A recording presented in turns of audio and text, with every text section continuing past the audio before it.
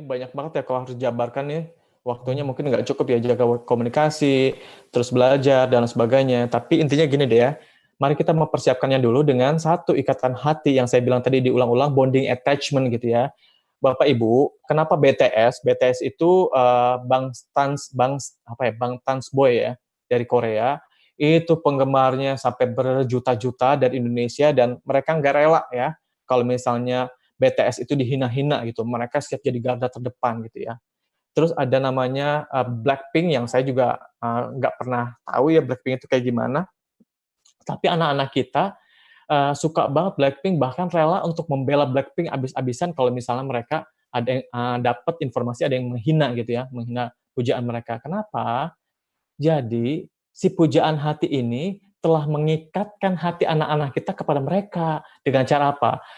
Mereka memfasilitasi semua yang mereka mau gitu, yang anak-anak kita mau dengan cara apa? Musik yang sesuai dengan tren mereka gitu ya, fashionnya gitu ya. Sayangnya arahannya itu gitu. Nah kita belum apa-apa, kita udah langsung gini ya, jangan lupa PR besok, jangan lupa gini nih, tugas-tugas, yang nggak kasih tugas, liatin aja ya, liatin aja, berdiri di depan sekolah gitu ya, hormat bendera, misal kayak gitu. Tapi saya yakin Bapak Ibu udah nggak ada di sini ya, hal-hal yang kayak gitu gitu. Jadi pertama ikatan hati gitu. Bagaimana anak dekat dengan kita dulu, baru abis itu pahamkan gitu. Setelah pahamkan, baru kasih aturan gitu.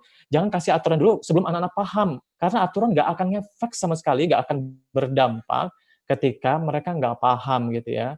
Jadi formula aturan ada arahan, misalnya ada arahan ya, apa sih namanya, kalau kamu nelfon itu, kamu jangan lupa salam dulu baru yang lain-lain gitu loh. Sampai kebetulan saya ngajar di kampus ada SOP di kami gitu ya. Misalnya WA dosen. WA dosen itu jam berapa sampai jam berapa. Itu merupakan petunjuk. WA dosen itu pertama misalnya gini, selamat pagi Pak Hilman, saya bisa konsultasi jam berapa, saya bisa telepon jam berapa ya. Itu tentang etika kesopanan. Itu adalah aturan yang berupa apa? Arahan, petunjuk. Jadi kalau anak kita cuma ada batasan dan hukuman, mereka nggak tahu, nggak terarah karena sebenarnya prinsip aturan adalah petunjuk supaya mereka bisa lurus, bisa sesuai dengan apa yang kita harapkan gitu ya.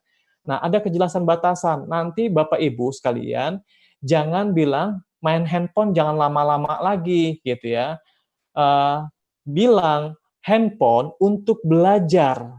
Handphone untuk belajar jam 7 sampai jam 9. Itu jelas. Setelah itu, kalian bisa belajar dari YouTube, dari lain-lain, jam 11 sampai jam 3 sore. Setelah itu stop, matikan gitu ya. Nah, kalau misalnya mereka mereka ternyata break the rule atau batasannya itu diterabas gitu ya. Ini kasih konsekuensi dalam aturan itu harus tega, TEGA harus tega. Misalnya, oh saya kelebihan main handphonenya kemarin nggak jam 11 sampai jam 3, berarti kelebihannya berapa jam? Konsekuensi logis itu yang nyambung. Kelebihannya 1 jam, berarti saya nggak boleh main handphone, dikurangin besok 1 jam gitu.